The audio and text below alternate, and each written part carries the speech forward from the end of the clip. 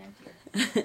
I just got the scoop from Lisa that actually some of the food in the refrigerator needs to be thrown out. So it will be empty by the end of the day, probably. Yep.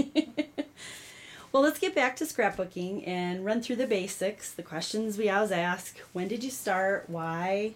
What's your favorite part? And what do you find you reach for the most often when you're creating? All right. So the first question was, when did I start scrapbooking? Yep. I started scrapbooking in 1999, I think, when there kind of was a little push for scrapbooking.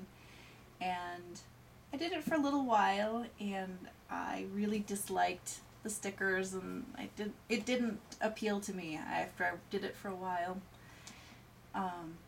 And then I went away from it for about 4 years, and then at the end of 2003 was when I really started again, and I realized, oh wow, it had totally changed. There were so many different cool products, and I kind of went nuts and have been going nuts ever since.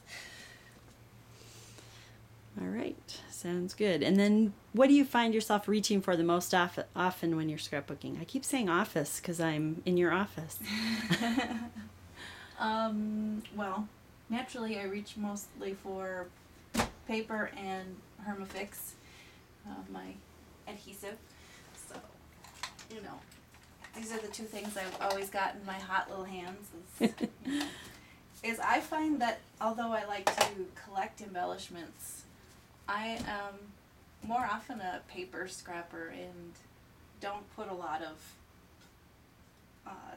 texture or depth into my layouts. So I love texture and stuff in other people's layouts because it's something that I am always challenged to do. Sounds like something I should have added to your challenge. I missed that one. Oh well.